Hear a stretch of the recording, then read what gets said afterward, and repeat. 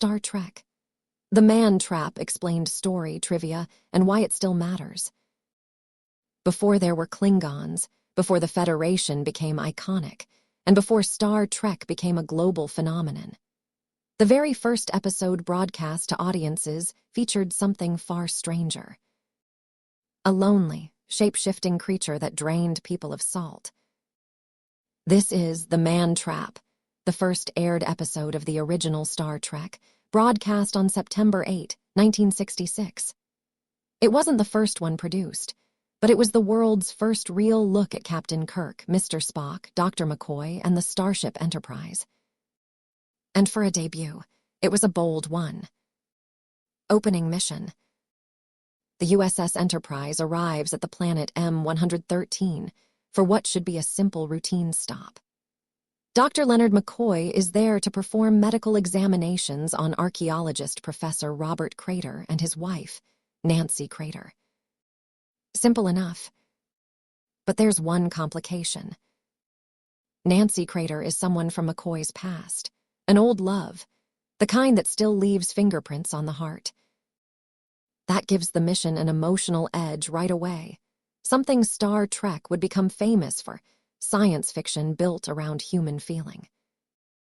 Captain Kirk, McCoy, and crewman Darnell beam down to the planet, and almost immediately, something feels off. Something isn't right. Nancy greets the landing party, but each man seems to react differently. Darnell sees a beautiful young blonde woman. McCoy sees the Nancy he once loved. Others see something else entirely. It's one of the earliest examples in Star Trek of perception being manipulated. The audience quickly realizes this isn't just awkward nostalgia. Something dangerous is happening. Soon after, crewman Darnell is found dead. There are strange red marks on his face. Dr. McCoy determines the cause of death. His body has been drained of salt. Yes, salt. Not blood, not energy, salt. Which sounds odd until you remember salt is essential for life. The episode takes something ordinary and turns it sinister. That's classic science fiction. The real monster. As more crew members are attacked, Kirk and Spock investigate further. They uncover the truth. The real Nancy Crater died years ago. In her place is a creature native to M113. The last of its species. This being can alter its appearance, reading the desires or memories of whoever looks at it. It becomes whatever the victim most wants to see. A lost love. A beautiful stranger. A trusted friend. That idea gives the episode surprising depth. The monster doesn't just attack bodies, it exploits loneliness, memory, and desire. And suddenly, the man trap means more than a physical trap. It's emotional. McCoy's conflict. The strongest part of the episode belongs to Dr. McCoy.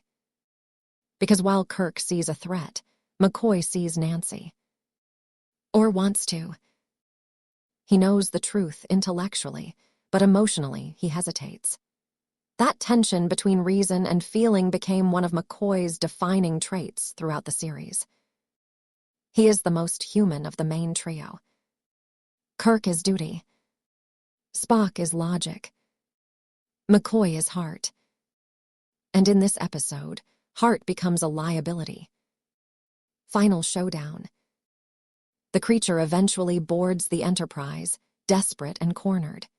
It continues hunting for salt, attacking members of the crew. The final confrontation takes place in sickbay.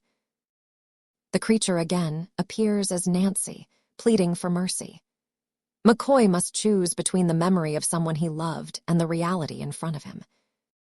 It's Kirk who forces the moment, but McCoy who has to live with it. The creature is killed. The Enterprise survives. And the voyage continues. But the ending is more melancholy than triumphant. This wasn't a villain trying to conquer the galaxy. It was the last survivor of a dying race, acting from hunger and instinct. That moral gray area would become one of Star Trek's signatures. Why this episode still matters. Looking back, the man trap is a fascinating first step. It doesn't have huge space battles. It doesn't introduce famous enemies. It doesn't rely on spectacle. Instead, it gives viewers mystery, psychology, tragedy, and character conflict. That's a strong mission statement for the series. Even in Episode 1, Star Trek was asking questions. What is a monster? What do people choose to believe? How much should compassion matter when lives are at risk? Not bad for a show some executives thought might fail. Fun trivia. First aired, not first made. This was the first episode shown on NBC, but not the first produced. That honor belongs to The Cage, and later, Where No Man Has Gone Before. First redshirt death. Crewman Darnell dies early, helping launch the legendary reputation of expendable Enterprise personnel. The salt vampire became iconic. It remains one of the most remembered creatures from the original series. McCoy gets center stage.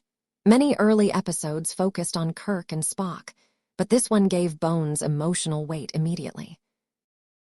Airing during the space race. In 1966, America was obsessed with exploration and the future, which helped Star Trek feel timely and exciting.